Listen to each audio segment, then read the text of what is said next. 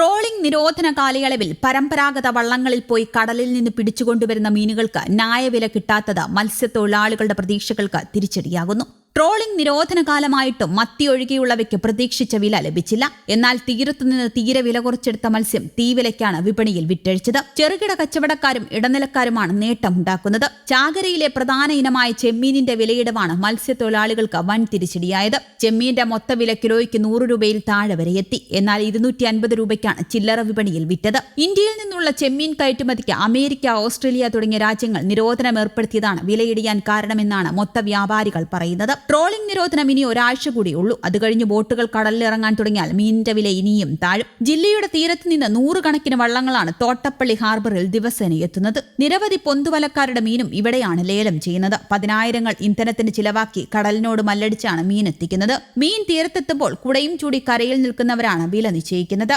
കൊഴുവ, പൊടിമീൻ വില വഴിയോര തട്ടുകളിൽ 200. ഏറെ പ്രതീക്ഷയോടെ പുലർച്ചെ 4 മണിയോടെ കടലിൽ പോയി വള്ളങ്ങൾ മീനുമായി തോട്ടപ്പള്ളി ഹാർബറിലെത്തുമ്പോൾ ആവശ്യക്കാർ ഇല്ലാത്ത അവസ്ഥയാണ് മത്സ്യത്തൊഴിലാളികൾ. അതിനിടെ അനുവദനീയമായതിലും ചെറിയ മത്സ്യങ്ങളെ പിടിച്ച വള്ളം പിടിച്ചെടുത്ത ഫിഷറീസ് വകുപ്പ് ആലപ്പുഴയിലെ ദർശന എന്ന ബോട്ടിൽ നിന്നാണ് നിശ്ചയിച്ച മിനിമം വലിപ്പത്തിലും താഴെയുള്ള മീനുകളെ പിടിച്ചെടുത്ത് നശിപ്പിച്ചത്. 14 സെന്റിമീറ്ററിൽ താഴെയുള്ള 300 കിലോഗ്രാം അയലയാണ് പിടിച്ചെടുത്ത് നശിപ്പിച്ചത്. സമുദ്ര മത്സ്യബന്ധന നിയന്ത്രണ നിയമം മറികടന്നുള്ള മീൻ പിടിക്കൽ നടത്തിയതിനാണ് നടപടി സ്വീകരിച്ചത്. ചെറു മത്സ്യങ്ങളെ പിടിക്കുന്നതിൽ നിന്നും മത്സ്യത്തൊഴിലാളികൾ പിന്മാറണമെന്ന് ഫിഷറീസ് അധികൃതർ ആവശ്യപ്പെട്ടു. വളർച്ചയെത്താത്ത ചെറു മത്സ്യങ്ങൾ, മത്തി, അയല പിടിക്കുന്നത് മത്സ്യസമ്പത്തിന് ദോഷം സംഭവിക്കുന്ന കാര്യമാണ്. മത്സ്യശോഷണത്തിനും കാരണമാകുമെന്നതാണ് പ്രധാന വെല്ലുവിളി. കഴിഞ്ഞ വർഷം വളർച്ചയെത്താത്ത ചെറു മത്സ്യങ്ങളെ പിടിക്കാത്തത് മൂലം ഈ വർഷം നല്ല രീതിയിൽ മത്തി, അയല എന്നിവ മത്സ്യത്തൊഴിലാളികൾക്ക് ലഭിച്ചിരുന്നുവെന്നും ഫിഷറീസ് അധികൃതർ വ്യക്തമാക്കി. വരും ദിവസങ്ങളിലും പരിശോധന ശക്തമാക്കാനും ചെറിയ മത്സ്യങ്ങളെ പിടികൂടുന്നവർക്കെതിരെ കർശന നടപടി സ്വീകരിക്കാനുമാണ് ഫിഷറീസ് വകുപ്പിന്റെ തീരുമാനം. 2.5 ലക്ഷം രൂപ വരെ പിഴ ഈടാക്കുകയും